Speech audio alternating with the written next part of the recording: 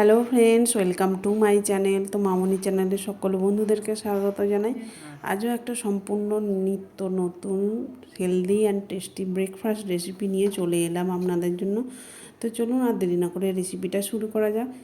এখানে ছোলার ডালকে দেখতে পাচ্ছেন 1 কাপ হবে, ভিজিয়ে রেখেছিলাম 6 থেকে 7 ঘন্টা। এরপর মিক্সিং জারেতে দেখুন নিয়ে নিলাম সামান্য লবণ, 1 চামচ চিনি, কাঁচা লঙ্কা দিয়ে এটাকে আমি পেস্ট করে নিলাম। এরপর এর মধ্যে দিয়ে দিলাম প্রায় হাফ কাপের মতো সুজি, দিয়ে দিলাম হলুদ গুঁড়ো, জিরে গুঁড়ো হাফ চামচ করে, বেকিং সোডা 1 চুটকি, হাফ চামচ জল দিয়ে বেশ সব উপকরণ ভালোভাবে মিশিয়ে নিলাম। তো যে যেখান থেকে বসে আমার ভিডিওটা দেখছেন, দেশ ও দেশের বাইরে থেকে একটা লাইক দিয়ে প্রথম থেকে শেষ পর্যন্ত দেখার অনুরোধ রইল। এরপর এটাকে রেস্টের জন্য ঢাকা দিয়ে 5 থেকে 10 মিনিট রেখে দেবো। তো 10 মিনিট পরে দেখুন মিশ্রণটা কতটা সুন্দর হয়েছে আগের থেকেও। আবারও আমি বেশ মাখিয়ে নিলাম চামচের সাহায্যে। এরপর একটা ছিদ্রযুক্ত পাত্রতে দেখুন তেল নিয়ে বেশ ভালোভাবে মাখিয়ে দিলাম, যাতে এগুলো সিদ্ধ হয়ে খুব সহজেই উঠে যায়। এরপর চামচে করে দেখুন মিশ্রণটা ছোট ছোট বড়ার মতো দিয়ে দিচ্ছি। এরপর এগুলো সিদ্ধ করতে দেবো, তার জন্য উনানে দেখুন জল বসিয়ে দিয়েছিলাম, জল ফুটে গেছে। এরপর এই থালাটা বসিয়ে দিলাম, এরপর ঢাকা দিয়ে 10 মিনিট রেখে দেবো। তো 10 মিনিট পরে দেখুন সিদ্ধ হয়ে যাবে। তো ততক্ষণে আমি এদিকে এই মশলাটা বানিয়ে নেব।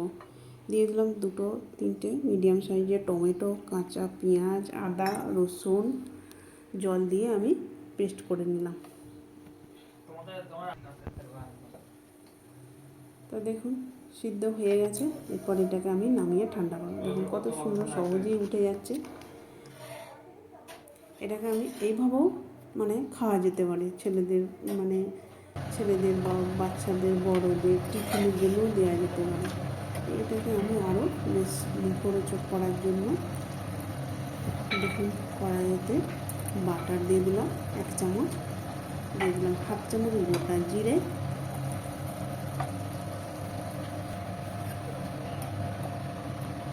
এরপর সেই পেস্ট করে রাখা মশলাটা দিয়ে দিলাম।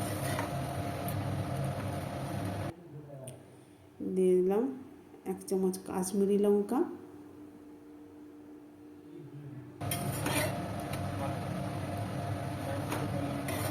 সব উপকরণ বেশ ভালোভাবে মিশিয়ে নিলাম। দিয়ে দিলাম স্বাদ মতো লবণ।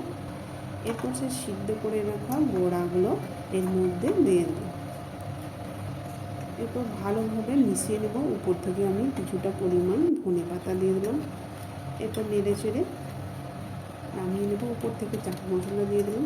আপনারা যদি নিরামিষভাবে করতে চান তাহলে পেঁয়াজ রসুনটা বাদ দিয়ে দিতে পারেন। তো বাড়িতে আপনারা অবশ্যই একবার হলেও বানিয়ে দেখুন, খুব টেস্টি হয়েছিল। তো যারা আমার ইউটিউব চ্যানেল থেকে দেখছেন, একটা সাবস্ক্রাইব করে পাশে থাকবেন, আর পাশে থাকা বেল বাটনটি অল করে রাখুন, তাহলে আমার নতুন নতুন রেসিপি ছাড়ার সাথে সাথে সবার আগে আপনার কাছে পৌঁছে যাবেন। খুব হেলদি অ্যান্ড টেস্টি খাবার, অবশ্যই একবার ট্রাই করে দেখবেন। আমার বাড়িতে তো সবারই খুব পছন্দ হয়েছিল। ভিডিওটা শেষ পর্যন্ত দেখার জন্য ধন্যবাদ।